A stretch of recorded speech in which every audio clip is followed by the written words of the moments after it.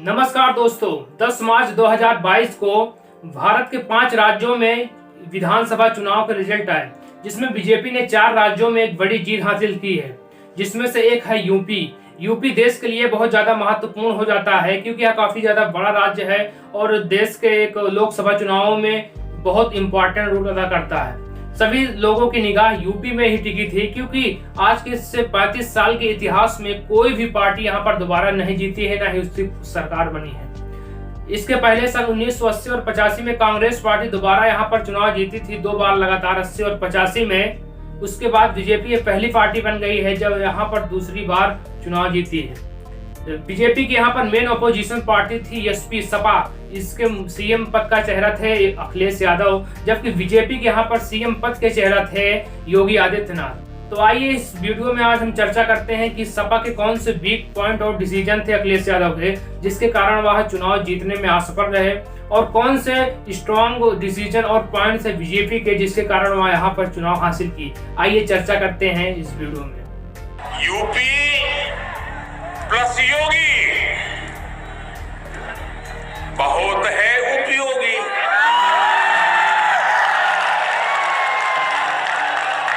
UP plus योगी बहुत है। सोचिए, गरीब गरीब होता जा रहा है, जिन पे पैसा था वो सबसे ऊपर पहुंच गए। ये गरीबों की सरकार नहीं है, ये अमीरों और उद्योगपतियों की और बड़े लोगों की। माफिया टास्क फोर्स का गठन उत्तर प्रदेश के अंदर हो चुका है। बहुत शीघ्र ऐसे माफियाओं पर एक नया कहर बरपने वाला है। इससे पहले कि पुलिस का डंडा और प्रशासन का डंडा उनके सिर पर पड़े, वे लोग पहले उन कब्जों को हटा करके सरकारी भूमि है तो सरकार को सौंप दे, और किसी गरीब की भूमि है तो उस गरीब को सौंपने का कार्य कर दें। पहला नंबर आता है आईटी सेल। वैसे तो देश में कोई भी चुनाव हो, बीजेपी की जीत का एक मेन इंपॉर्टेंट रोल अदा करता है उसका आईटी सेल। आईटी सेल उसका अन्य किसी भी पार्टी से काफी ज्यादा मजबूत है। ऐसा यूपी में भी इस बार था। अखिलेश यादव की पार्टी का आईटी सेल बीजेपी की तुलना में बहुत ज्यादा वीक था। यहाँ तक बीजेपी के हर गांव से लेकर हर पोलिंग बूथ तक उसकी आईटी सेल का कब्जा था और हर जगह उसको मजबूती थी, जिसके कारण अखिलेश यादव का आईटी सेल न मजबूत होने के कारण बीजेपी के बहुत ही बड़ा बेनिफिट्स इस आईटी सेल के द्वारा भी प्राप्त हुआ। दूसरा पॉइंट है रॉन्ग सीट्स डिस्ट्रीब्यूशन।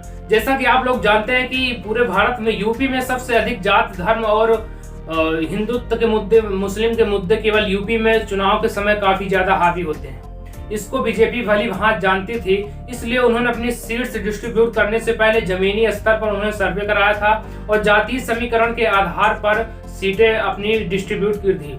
जबकि सपा ने, अखिलेश यादव ने ऐसा कुछ भी नहीं किया था। उन्होंने अपनी 90% सीटें 2017 के लोकसभा चुनाव के आधार पर डिस्ट्रीब्यूट की थी। उन्होंने कोई भी जातीय समीकरण नहीं बैठाया था और न ही कोई सर्वे कराया था, जो कि इनके हारने का मेन मुख्य कारण है। जातीय समीकरण के आधार पर यदि अखिलेश यादव ने सीटें बांटी होती तो उनके जीतने के चांस बढ़ जाते, या उतना ही असरदार होता कई जगह पर जितना कि सिराथू में यूपी के डिप्टी सीएम केशव प्रसाद मौर्य को हराने में हुआ है। वहां की पल्लवी पटेल ने केशव प्रसाद मौर्य को 7,500 वोटों से हराया है। आप इस वीडियो में उनके जीतने के बाद पल्लवी पटेल का क्या बयान है आप देखकर अंदाजा लगा सकते हैं कि यूपी में जाति धर्म के मुद्दे कितना अधिक हावी होते हैं। मैं आप लोगों से सिर्फ इतना कहना चाहूंगी कि मैं पटेल समाज की बेटी हूँ, और अगर मेरे समाज के ऊपर निराधार कारणों की वजह से अगर इस प्रकार का आतंक का साया फैलाया जाएगा तो मैं केशव जी को, उनके बेटे को, उनके भतीजे को, उनके साले को, सभी को चेतावनी दे रही हूँ कि अपनी मर्यादा में रहें और गुंडाई छोड़ दें। तीसरा पॉइंट है गोदी मीडिया। आप लोग जानते हैं कि बीजेपी के जीत के पीछे कोई भी चुनाव हो उसमें गोदी मीडिया का बहुत बड़ा हाथ होता है। यूपी में भी इस बार गोदी मीडिया का बहुत बड़ा हाथ है। पूरे देश में, राज्य में, पाकिस्तान में, वर्ल्ड में कोई भी चीज हो या गोदी मीडिया हर एक चीज में योगी मोदी घुसेड़ देती है। योगी ने ऐसा किया, मोदी ने ऐसा किया, पाकिस्तान डर गया। इन सब चीजों का जनता पर बहुत अधिक असर पड़ता है। जो लोग न्यूज चैनल कम देखते हैं, इनके केवल हेडलाइंस देखते हैं, तो अपने हेडलाइंस पे योगी के बयान को, मोदी के बयान को हेडलाइंस बना देते हैं और हर जगह उनको एक हीरो के रूप में व्यक्त करते हैं। जिसके कारण कम न्यूज देखने वाले और सोशल मीडिया पर कम एक्टिव होने वाले लोग इनके हेडलाइंस को पढ़कर ही बीजेपी की ओर अट्रैक्ट हो जाते हैं और इनसे प्रभावित हो जाते हैं। अगला पॉइंट है बैड इमेज। लोगों के मन में अखिलेश यादव पार्टी और उनके लिए एक बैड इमेज बनी हुई थी। उन्होंने इनकी पार्टी को गुंडों, माफियाओं और एक विशेष कास्ट यादव और मुस्लिम की पार्टी मानते हैं। हालांकि इसमें काफी ज्यादा हद तक सच्चाई भी है, क्योंकि आजमगढ़ और गाजीपुर जैसे जिलों में एसपी ने पूरी की पूरी सीटें जीती हैं।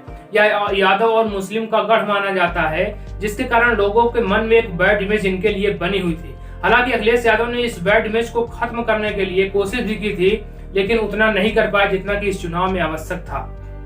यही मेन कारण है कि अखिलेश यादव बीजेपी को हराने में थोड़ा पीछे रह गए।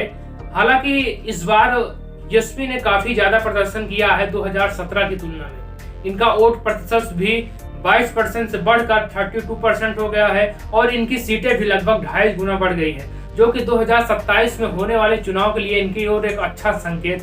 अगला पॉइंट है फ्री स्कीम।